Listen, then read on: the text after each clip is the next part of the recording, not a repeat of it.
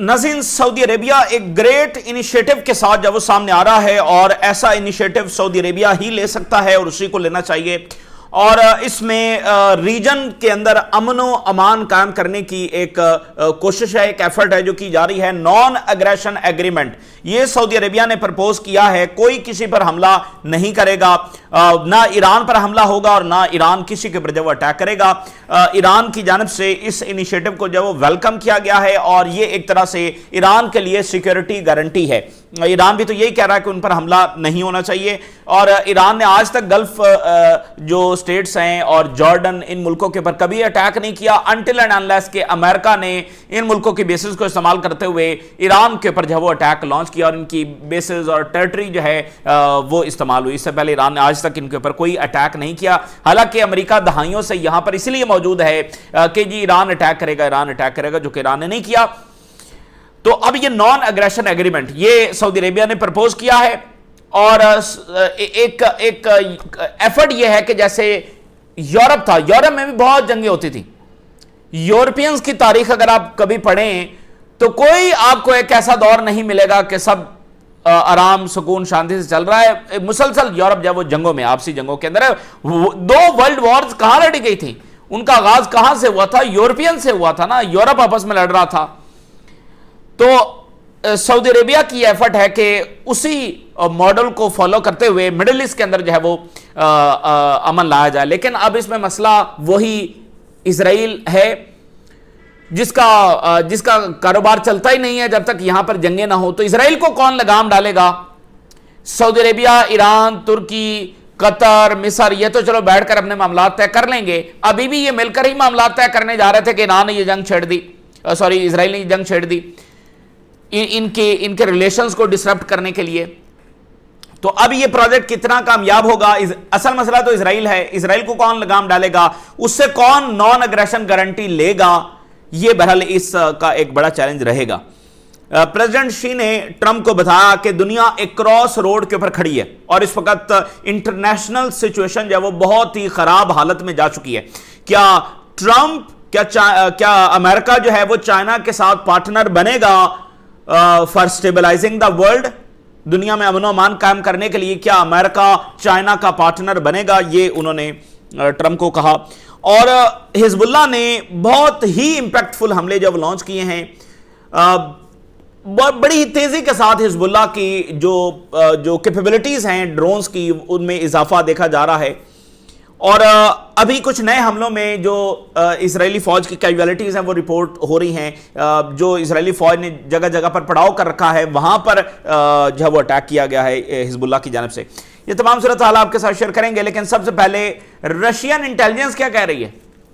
Russian intelligence तो फिर नजर रखनी पड़ेगी ना कि भाई वो क्या देख रहे हैं सूरत हाल, मिडिल ईस्ट में आगे क्या होने जा रहा है। रशियन इंटेलिजेंस सेज कि the return of the war against Iran can not be ruled out. Iran के खिलाफ दोबारा जंग को रूल आउट नहीं किया जा सकता। ईरान के खिलाफ दोबारा जंग हो सकती है, ईरान पर दोबारा अटैक हो सकता है। और 28 फरवरी से पहले भी रशियन इंटेलिजेंस ऐसी ही रिपोर्ट्स दे रही थी।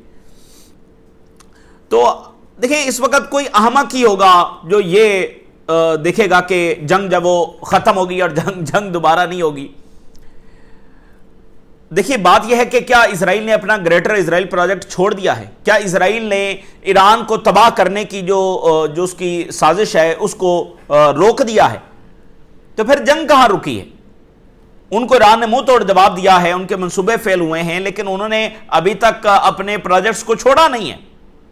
हाँ, यूरोप में कितनी तब्दीली आती है, अमेरिका की पॉलिसी में कितनी तब्दीली आती है, वो एक अलग मैटर है। और अभी वहां पर ऐसा कोई नजर नहीं आ रहा कि कोई इमीडिएट तब्दीली जो वो आ जाए। तो इसलिए जंग तो एक्चुअली खत्म हो ही नहीं है। सीज फायर जो 2 हफ्तों का था वो वैसे एक्सपायर हो चुका है। और इस वक्त अगर अमेरिका और इजराइल अटैक कर दें तो क्या सीज फायर उनको रोकेगा? सीज फायर एग्रीमेंट उनको रोकेगा, जो एग्रीमेंट कहीं एग्जिस्ट करता ही नहीं है? क्या दुनिया का इंटरनेशनल लॉ और मोरालिटी उनको रोकेगी? क्या चीज उनको रोकेगी? तो जंग खत्म कहां हुई है वैसे? तो ये जो होता है ना कि जिसमें बरहरास बमबारी हो रही होती है, ये बस इतना ही टाइम होता है जो आपने मैक्सिमम 40 दिन देखे। जंग तो जारी है, ठीक है। और जब उनके स्टॉक्स भर जाएंगे या इतने मुनासिब हो जाएंगे कि वो समझेंगे कि अब काफ़ी हैं, तो एक बार फिर ईरान पर हमला करने के लिए आएंगे। और इसलिए ईरान अपनी तैयारियां जो वो कर रहा है, और रशियन इंटेलिजेंस ने भी कंफर्म कर दिया। दूसरा जो रशिया ने ये कहा है कि यूके, फ्रांस और अदर जो नेटो मेंबर्स हैं, ये यूक्रेन को असिस्ट कर रहे हैं। जो अफ्रीका रीजन है, अफ्रीका के अंदर जो सहारा रीजन है, ये माली वाला और बुर्किना फासो, ये सारा एरिया, इसमें यूक्रेन इन्वॉल्व है। और यूक्रेन के पीछे बरतानिया, फ्रांस और अदर नेटो कंट्रीज है वो। तो एक देखें, यूक्रेन की जंग इसलिए हम कहते हैं कि वो ग्लोबली लड़ी जा रही है, वो अफ्रीका में भी लड़ी जा रही है, वो मिडिल ईस्ट में भी लड़ी जा रही है, हर जगह पर जो है वो लड़ी जा रही है। तो इसलिए यूक्रेन की जंग से मिडिल ईस्ट में होने वाले वाकयात को आप आइसोलेट करके नहीं देख सकते।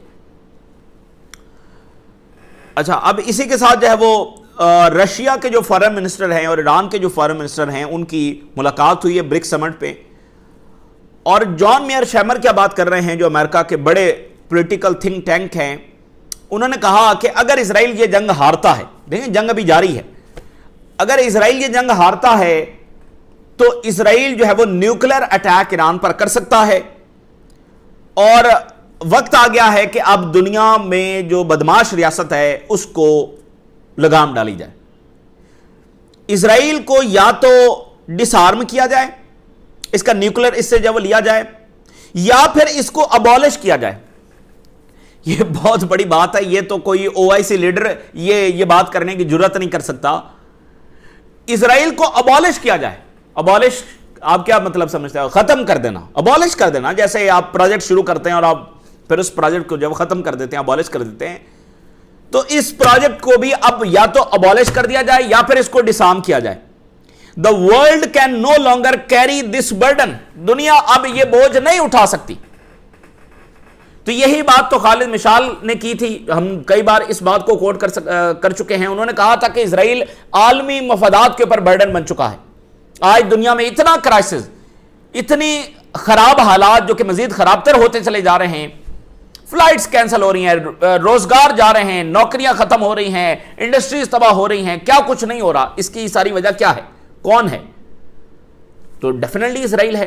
देखिए, इजराइल एक ऐसी कॉलोनियल एंटिटी है, जैसे आप सादा मिसाल में देखेंगे, आप किसी इलाके में अगर कोई शराब खाना खोलते हैं तो आप उस इलाके को, उसका जो थाना है, उसकी जो सारी एडमिनिस्ट्रेशन है, उसको करप्ट करते हैं, उसको जो है वो लेन देन, उसके साथ मामलात, रिश्वत, ये सारा करते हैं, तो आपका वो काला धंधा जो है वो चल सकता है।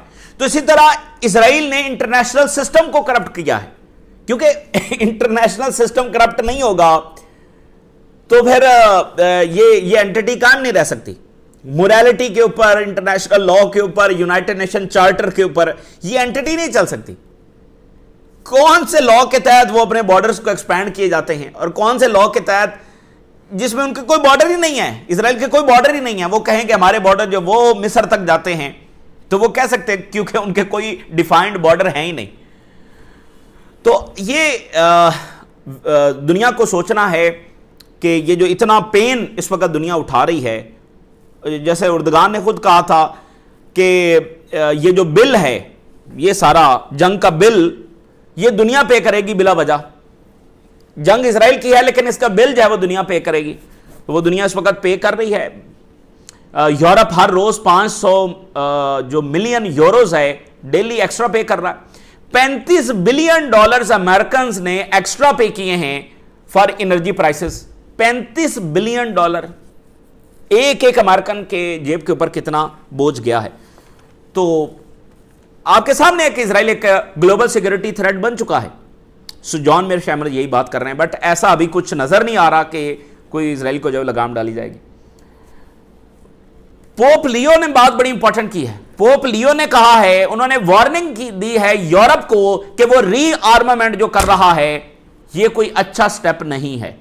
यूरोप का दोबारा से असलहा और डिफेंस और इसके अंदर सारा इन्वेस्ट करना, रीआर्मामेंट यूरोप की, ये अच्छा फैसला नहीं है। और उन्होंने कहा कि इससे एजुकेशन और हेल्थ ये हर्ट होगी, क्योंकि आपको हेल्थ और एजुकेशन से ही पैसा निकालना पड़ेगा। इससे लोगों की जिंदगियां और ज्यादा जब मुतासर होंगी। अगेन, ये क्यों हो रहा है? देखें ना, अपने ही यूरोप एक आइडियल वेलफेयर रियासतें हैं, अब उनको पैसा निकालना पड़ेगा वहां से। क्यों क्योंकि एक यूक्रेन जंग है और एक मिडिल ईस्ट की ये जंगें हैं। यूक्रेन जंग जिसको वो बिला वजह तवालत दे रहे हैं, तो ये सारे उसके क्राइसिस हैं। और आप देखें कि हुकूमतें हिल रही हैं यूरोपियन। अभी तो फ्रांस में इलेक्शन होगा, तो आप देखिए मैक्रोन इंतहाई अनपॉपुलर है और जर्मन चांसलर इंतहाई अनपॉपुलर, और बरतानिया का प्राइम मिनिस्टर जो इस वक्त बिल्कुल उसकी कुर्सी बचती या नहीं बचती कुछ कहा नहीं जा सकता। उसके वज़रा मुस्ताफी होकर खुद वज़ीर आज़म की दौड़ में जो वो शामिल हो रहे हैं।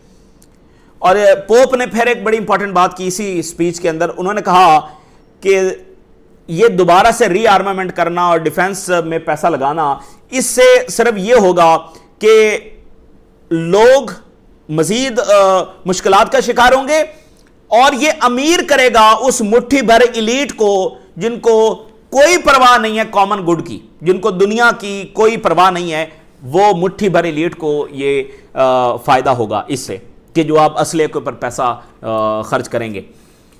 पोप भी बार बार उस मुट्ठी भर अफराद की बात कर रहे हैं, प्यूटन भी इससे पहले बात करते रहे हैं। और एप्स्टीन फाइल तो है ही मुट्ठी भर अफराद की कहानी, वही बंच ऑफ इलीट जो दुनिया को कंट्रोल कर रही है और अमेरिकन पॉलिसी को कंट्रोल कर रही है।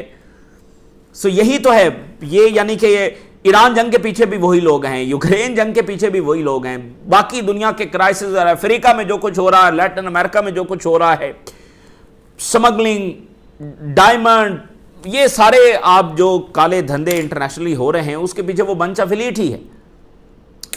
तो पोप देखें कि उनका जिक्र कर रहे हैं बार बार, तो ज़ाहिर है वो बहुत ज़्यादा राज जानते हैं कि वो कौन लोग हैं। तो यूरोप से आज खबर यह है कि जेट फ्यूल शॉर्टेज मजीद हो रही है और यूरोपियन जो फेयर्स हैं यानी एयरलाइंस के किराए हैं, इस समर वो मजीद इंक्रीज अब होने वाले हैं।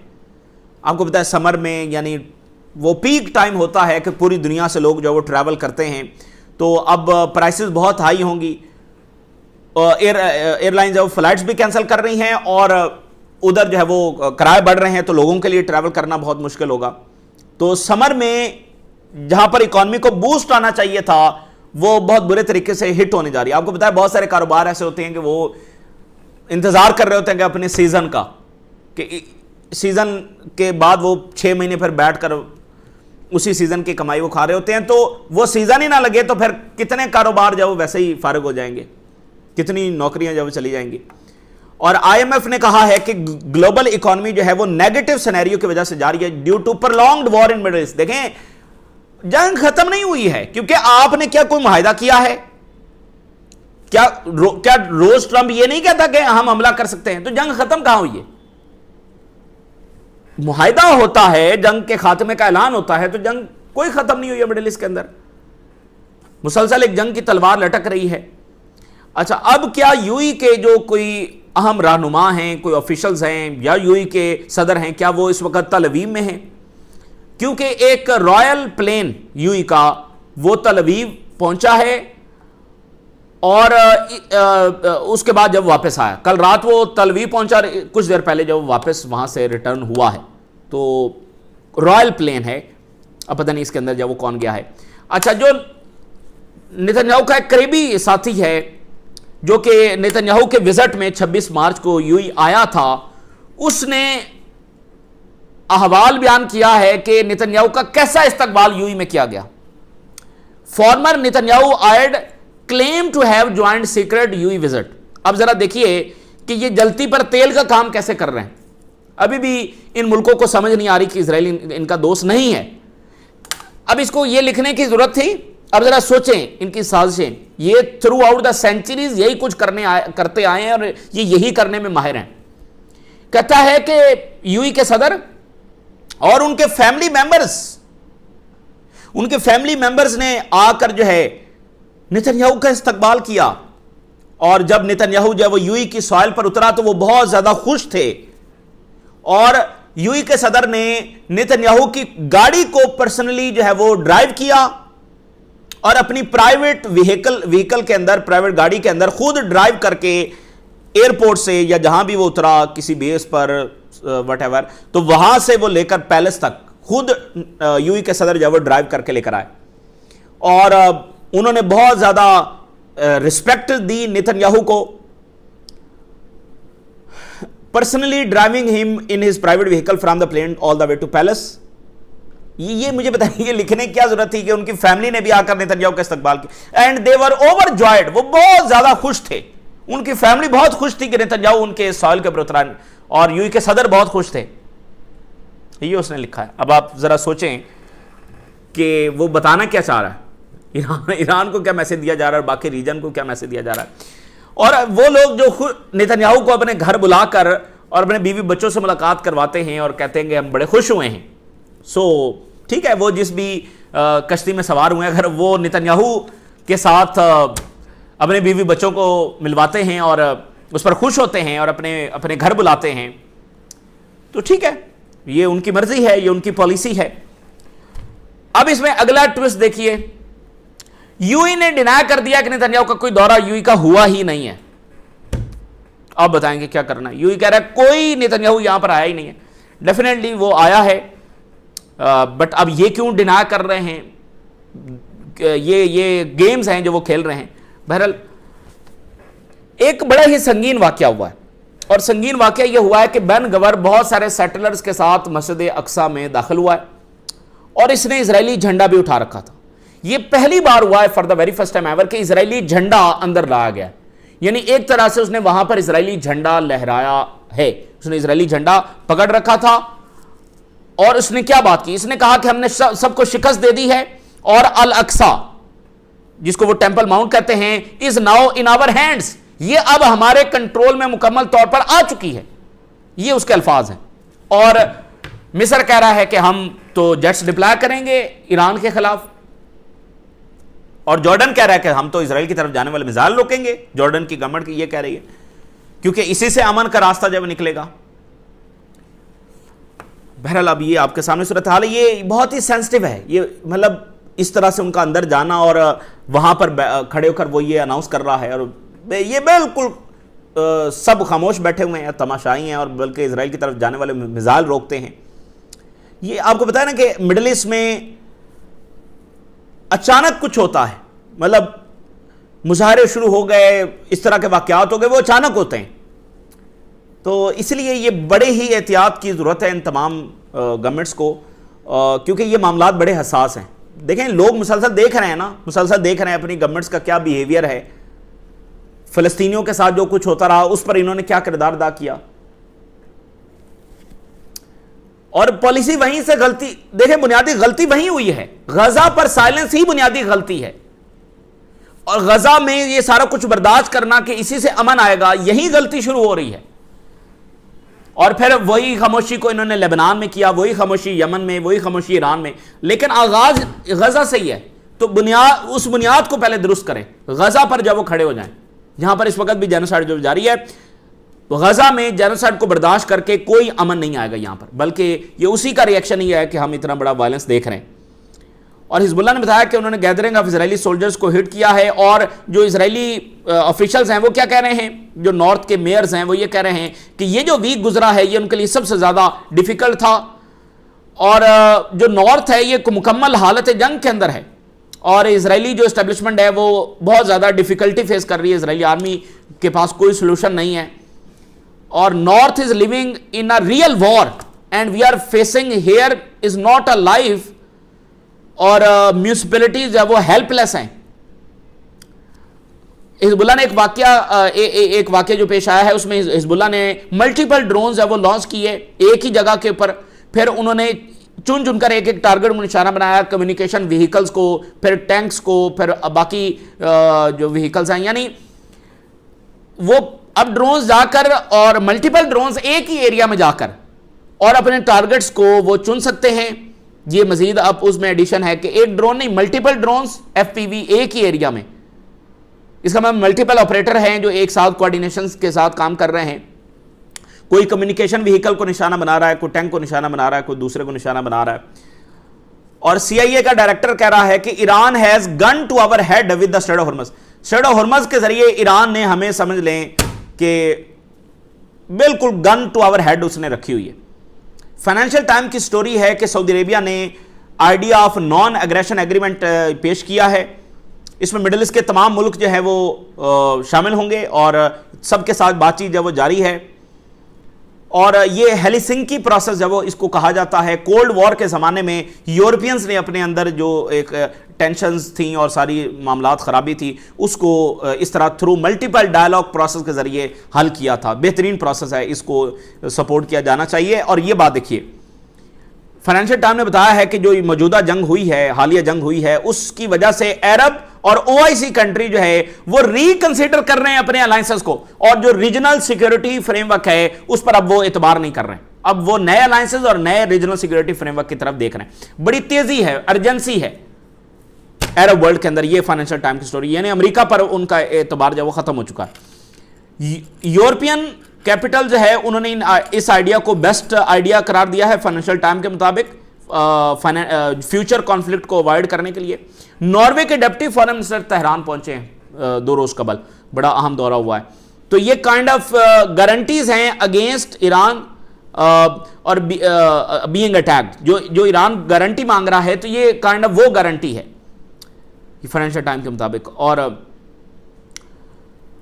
मीन टाइम प्रेसिडेंट शी ने ट्रंप को कहा कि सिचुएशन बहुत खराब है, दुनिया क्रॉस रोड के ऊपर खड़ी है कि आगे किस डायरेक्शन में जाएगी। एक सामने एक आलमी जंग भी खड़ी है, लेकिन पीस की जो अपॉर्चुनिटी है, प्रॉस्पेरिटी की जो अपॉर्चुनिटी है वो भी एग्जिस्ट करती है।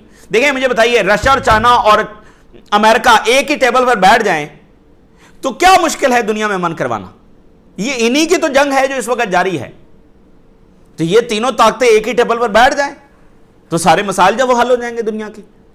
तो अगर नहीं बैठेंगे तो सामने एक आलमी जंग भी खड़ी है, लेकिन अगर बैठ जाएंगे तो ये ग्लोबल चैलेंजेस को, गुर्बत को, वो सारा किस तरह से ये और जंगें इनको कैसे खत्म कर सकते हैं बड़ी आसानी से। तो लेकिन मसला ये है कि जो लोग अमेरिकन गवर्नमेंट्स को कंट्रोल करते हैं उनका कारोबार कैसे चलेगा। तो इसलिए ये चीज़ें आइडियलिस्टिक तो हैं बट पॉसिबल नहीं है। 1-2 अमेरिकी सदूर ने करने की कोशिश भी की, जॉन एफ कैनेडी, उन्होंने यही करने की कोशिश की और सोवियत यूनियन के साथ बातचीत को आगे बढ़ाया। और उन्होंने एक स्पीच में उन्होंने कहा कि आलमी जंग में तो सबसे ज्यादा सोवियत यूनियन के लोग मारे गए हैं, सबसे ज्यादा सोवियत यूनियन ही के लोग मारे गए थे आलमी जंग में।